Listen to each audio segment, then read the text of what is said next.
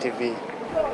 Well, thank you so much, Stephen Bede, for the interaction that you've had on ground with the people in Kampala, heading to Kampala, who have to make business for the day. Hand to mouth is the way most people are actually feeding. So if they're not able to make it to the heart of the city, how are they going to sustain themselves and their families for the rest of this time period in which we're having these two summits? So it begs the question how Kampala is prepared for the NAM summit and the G77 plus China summit and the changing face of Kampala ahead of these two summits. From diverting road transport to giving the city a facelift, Uganda has definitely been in overdrive mode as far as preparations for these summits are concerned, beginning with NAM, which has kicked off today. And so the summit is Uganda's largest high-level event since the Commonwealth heads of government meeting back in 2007, which was known as CHOGM.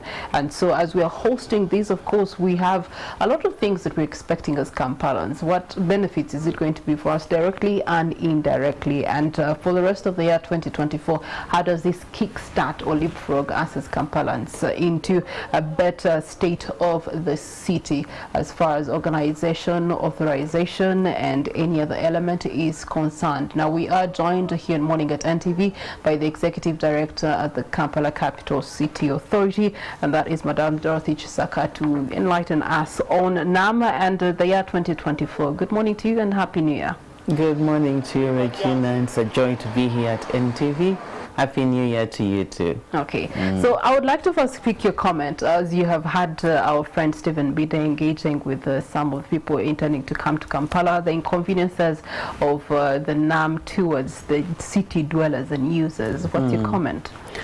It's going to be a tough week for people, especially on Entebbe Road. And in fact, if you are able to work remotely, I would encourage that very much. If you remember when during COVID we had essential and non-essential workers, but of course there are people who of necessity have to come. It's a short period of adjustment, and I would urge people of Kampala to make adjustments and understand how the flow of traffic is, so that we can all enjoy the time and not feel disgruntled and confused. Okay, speaking of adjustments, what are the adjustments that the authority is having to make to accommodate these two summits? Major adjustments.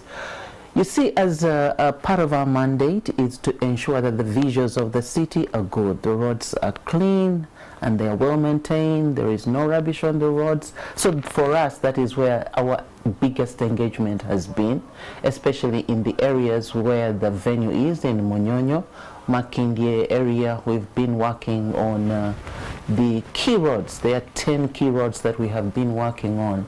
One of the key challenges in Makindye has been floods at two specific places. There's a place called Otospa and there's another one called Soyabunga.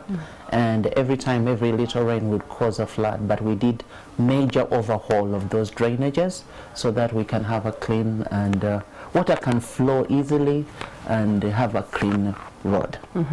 And then in terms of preparations, we've seen a major facelift around at least the central business area of Kampala, and this begs the question, the speediness and the steadiness and the workflow day and night to ensure that the visuals, as you've called them, are looking good. So it surely has shown us that where there's a will, there's a way. And as an authority, how can we build on this? Yeah. We must build on this. We've said for a while that our vision is to have a smart city. It is a progressive journey towards a smart city. And when we were given opportunity and given the resources, our teams were mobilized. We had a specific plan with a specific timeline, and we've worked to execute it. And we don't want to go backwards. We don't want to go backwards on this. As the resources come in, we want to continue pushing, ensuring that our shrubs, our flowers, our trees are well looked after, the roads are clean, the curbs are painted. These are the things that make all of us feel good, have a good feel about the city we live in. The speed, it is teamwork. There's nothing that goes without team, and I really commend our teams for working very well together. Many people have pitched in, many stakeholders of the city have pitched in, and that is what is giving us the results. Okay, speaking of teamwork, we do commend the teamwork, especially under the authority. Things concerning the authority and organization of the city have always had that divide with the two wings. Yes. But this time round, a collective effort. How do we, as Kampalans, be encouraged to build on that? And through the authority, how do you intend to build on that togetherness for the other developmental elements of the city? It has to be intentional. To build a bridge between us. There is a goal that we all want to achieve, and that is a smart city, a vibrant, attractive, a sustainable city. We can disagree on many things, but can we work together towards that? So the city administration, as you know, we have the technical side, which is led by the Executive Director. And then we have the political side, which is led by the Lord Mayor. We have 5 mayors around the city and 469 councillors. That's a big, big team. And then central government, where we have our ministers, the 2 ministers. So that whole team needs to come together and work together to achieve the aspirations of Kampala City. So it's intentional through meetings, through consultations, through resolving conflicts. Still we have our own conflict, but they have to come up so that they hinder the work.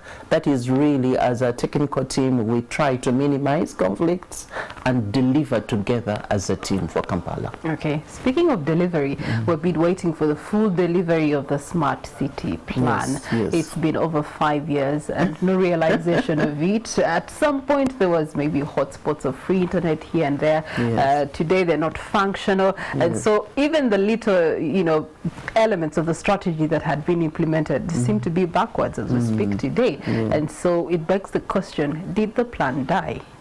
No, not at all. You see, Regina, the smart city vision has three different pillars that we focus on. There is, first of all, technology advancement. We want to provide free Wi-Fi. We want to develop apps that enable service delivery to be faster. We want to do things that cause people to reach out to us without coming physically to our offices. And we've progressed significantly. Right now, KCCA has almost 60 apps doing different things. There is revenue collection, there is sanitation, there is health, there is education. Different apps are doing that for us. So we've not achieved Wi-Fi in the city yet, although I'm told there are some little pockets here and there, but it will come to that. But the second pillar of the smart city is infrastructure improvement. The roads, the lighting, the drainages, the walkway. Right now around the central business district we have lighting everywhere, and we are driving to have every part of our city, all the 5 divisions, having a sufficient lighting. So infrastructure improvement is part and parcel of the smart city. And finally, the people well-being. How are we taking care of our people in trading spaces, in education, in health, in cleaning, and how are we creating jobs and opportunities? How are we coordinating with our corporate teams, our different professionals, our business people? So it has those 3 components as a vision for a smart city. So has it died? Not at all. We are ongoing. We are building together a smart city. It can't die. It's an ongoing vision. Okay, so we do have a comment that has come through from our social media desk. Someone is asking, with the new elements that have come up because of the 2 summits, for example, the street lighting at night, is that going to be sustainable? Absolutely, it is sustainable.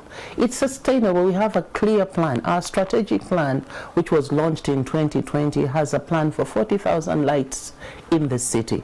What we've achieved now is because the budget has come in and we've been able to install some lights in the city, but we are going to do the whole 6 years. It's sustainable because it's planned for in the budget, and Parliament and government gives us as soon as they give us the money, we are able to implement it. Okay, all right. The part of as soon as they give us the money is the one that scares Kampalans, because it's always a back and forth, and then the money doesn't come, and then you know, promises are not fulfilled for us at the end of the day. Speaking of money, there's also money that has been budgeted to improve on the hygiene and sanitation within the city, public toilets and so forth. And so you do have about a unit costing about 200 million Ugandan shillings, and so we want to find out what's the strategic implementation of that should the monies come. Okay. But the one about hygiene, public health generally, is actually coming, and we've constructed, or we are in the process of constructing 45 different installations around the city. They are in our schools, they are in our police, and some are in our markets, and some are like at the city square, the constitutional square. And yes, the cost is approximately 200 million. This work has been done in partnership with the Lake Victoria Sanitation Project. It's not just a KCCA thing, but we are working together. So the funding may come through a different partner, but the implementation is by KCCA. That is something that in the next few weeks, in February, actually, we shall begin to launch these very, very significant toilet installations around the city. Okay, all right. That's promising as far as hygiene and sanitation is concerned. There's also another inquiry into the public spaces within the city. You do have City Square, and it's supposed to be a public space, but because it's nearness to CPS, there's always an inconvenience, and people are usually arrested for being idle and disorderly. And so it begs the question, as a city, is there room to actually increase public spaces for leisure? Yes, there is definitely a plan. We intend to create, there may not be large areas, but more in number at parish level. We have 99 parishes. To create small spaces where people can come and picnic, they can come and pitch their small meetings. And you know, even the Sheraton Gardens is actually our facility as a city. It's just that maybe people are not conscious of that and they find it difficult to enter. But the gardens are part of what KCCA is taking care of. The Constitutional Square in particular, we are moving to make it easily accessible now with installations of the proper toilet, with a facility upstairs for eating and celebrating small events.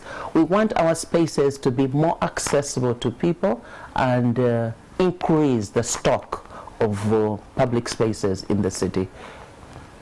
Planning by parishes. Yeah, that's the plan.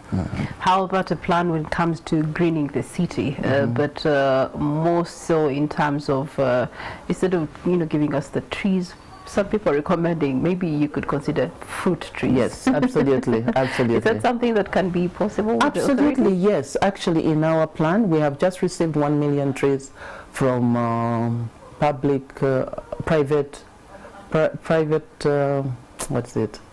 private sector foundation, 1 million trees. And we've had a discussion with the ED and said, let's diversify them. Let's not just have trees, although trees are very beautiful. Let's have some fruits, let's have some shrubs, let's have things, lanes which are dedicated to mangoes and other fruits that are easily picked and do not litter too much in the city, so that people can have access to them.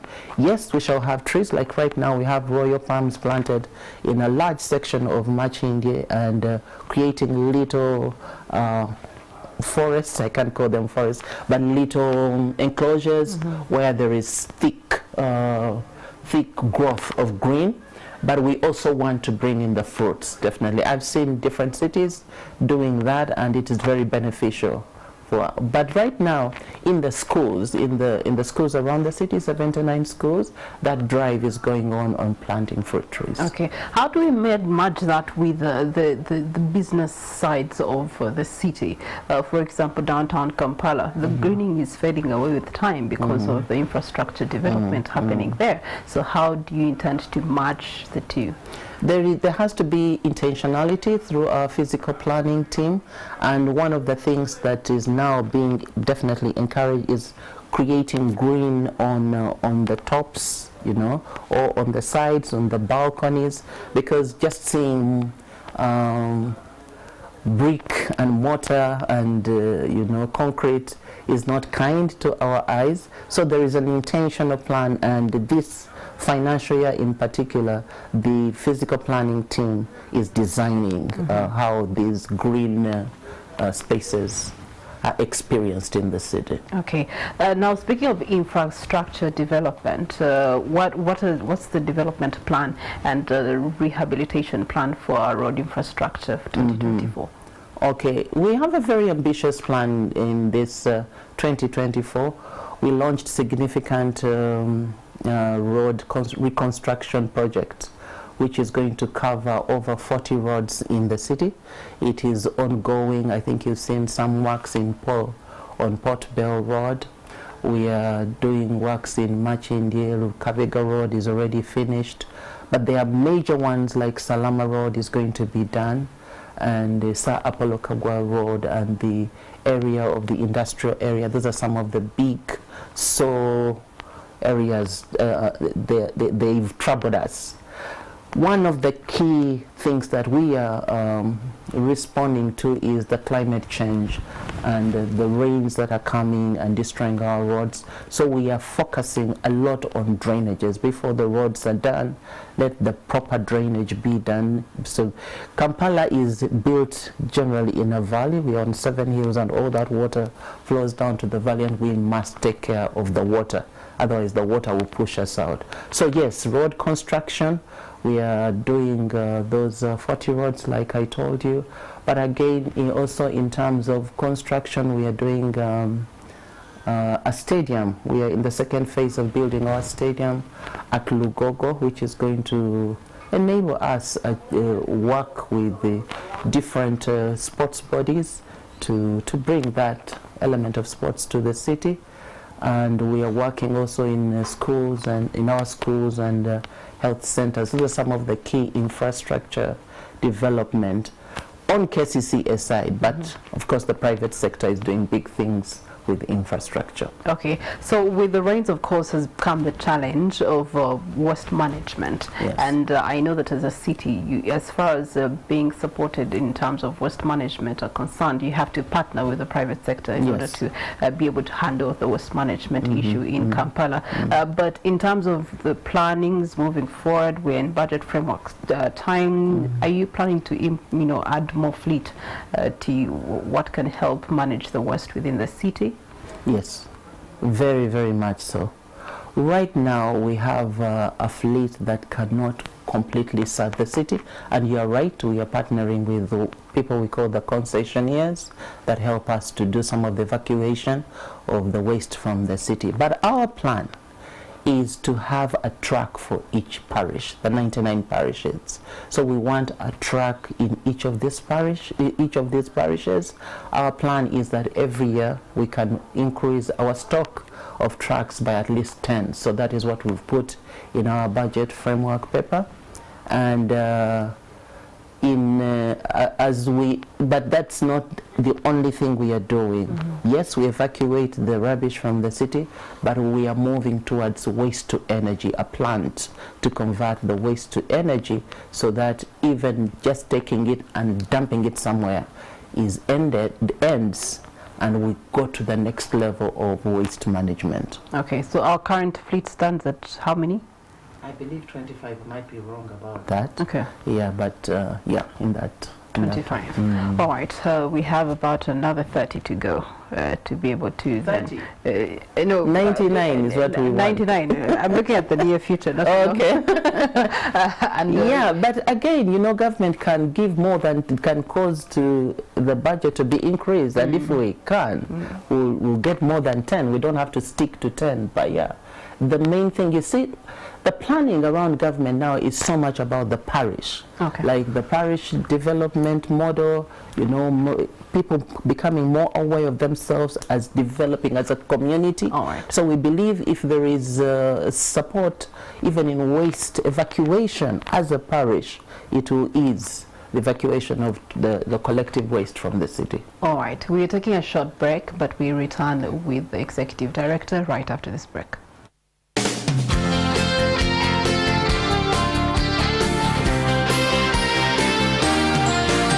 NTV. Taking stock of how the city, Kampala, is prepared for NAM plus the G77 plus China summits and the other summits that are yet to come our way as a country in the year 2024. We do have the Executive Director of KCCA, Dorothy Kisaka, who has been giving us enlightenment into the different elements of Kampala as a city as far as infrastructure is concerned, people's well-being and technological developments are concerned. And there's a real commitment on their side of things. Now, focusing back on NAM, Madam Kisaka, in regards to the city's benefits, how are we benefiting from these summits, directly and indirectly? Starting today. Okay. First of all, there is focus. All eyes now on Kampala internationally. This NAM conference, NAM summit is has over 120 countries involved, and focus is on Uganda and Kampala. What are the business opportunities? What are the investment opportunities in Kampala? What can we do as tourists? How can we synergize or work with the people of Uganda to advance our own countries? So that focus alone is a benefit for Uganda. It's a time to showcase who we are, what we do. There are things like security, things like tourism, things like the infrastructure. We have many opportunities for those coming in, and for those within. For us as the citizens, we can work with those coming in. Here, right here at Serena, there is going to be a business expo, business summit, where so many companies have registered, and they're going to showcase what, as Ugandans, we can offer to the world. Yes. In terms of tourism, as a city, we have something to offer as far as tourism is concerned. And so it begs the question, as an authority, have you tapped into the opportunities to expose and explore our tourism? Absolutely. Okay, the key thing is, first of all, the NAM Summit is going to focus the people on the business opportunities through the Business Expo. But as Kampala, we have a tourism center at Sheraton where our guests can get any info about what are the tourism opportunities or sites in Kampala. We have our Kasuri tombs, we have our great worship places, Namirembe Hill, Raga Hill, Old Kampala Hill. We have our Wild Street, you know our Wild Street? From Mulago roundabout, going all the way to Old Kira. You know, there are all those beautiful animals. And you know, this may not be seen as something very important, but the people of Kampala, the people of Uganda are very warm and hospitable. It's not something you find you just find anywhere. There is a warmth, there is our cuisine, there is our dress, there is our culture. We have all these great dancers and all those opportunities available in Kampala. And at the expo, there's going to be a booth or a place where people can also get that info about Kampala. Yes. Okay. URA has done something incredible. They have translated the tax manual.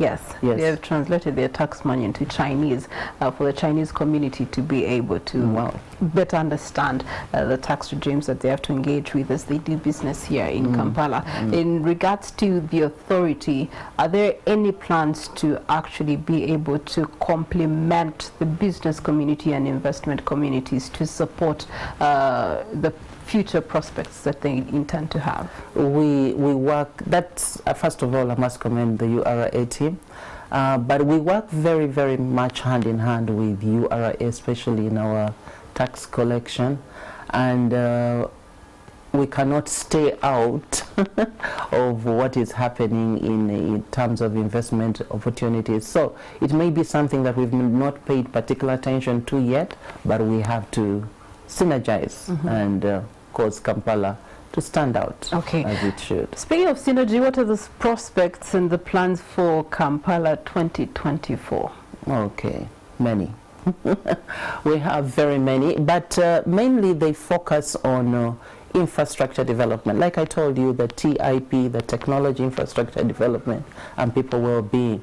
We would like to develop our infrastructure more.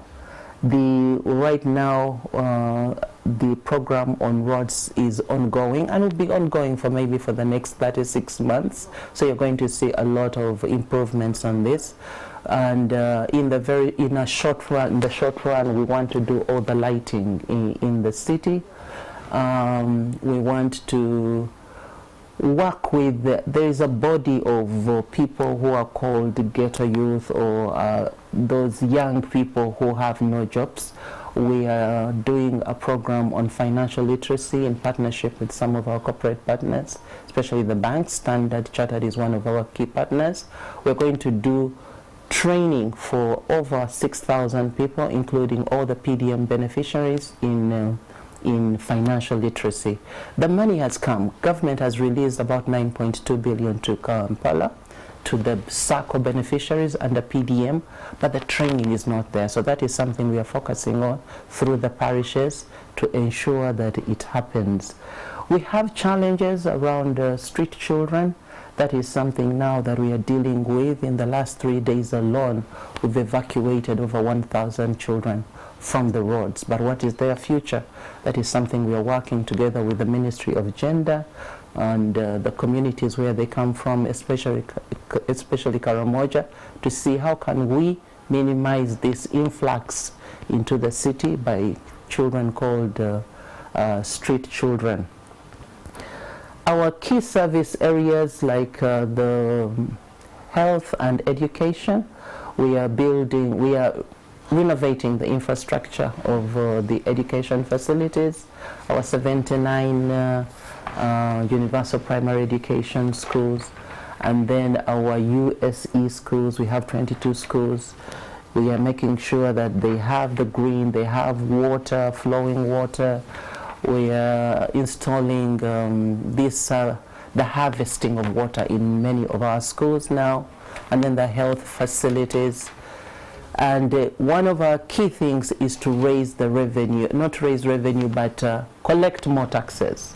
We are using technology to enable us to achieve that, so that as the taxes come, we can do more things for the city. So yes, we are going to focus on technology, infrastructure development, and people's well-being. We'll be focusing on those three things. Okay. In regards to that, there's a recent presentation that was made to members of parliament, and one of those elements in there was a boosting of our tourism with activities in 2024.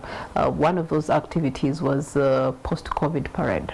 Could you enlighten us more on that? Okay.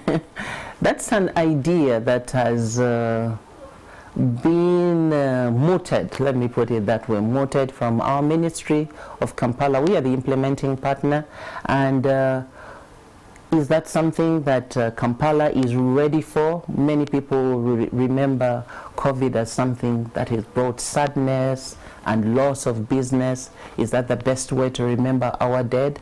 It's an activity, but it is not deriving from the budget of Uganda government. But is it what we need? That is something that we have to explore and do something that Kampala would like to do, not so much as what we want to promote.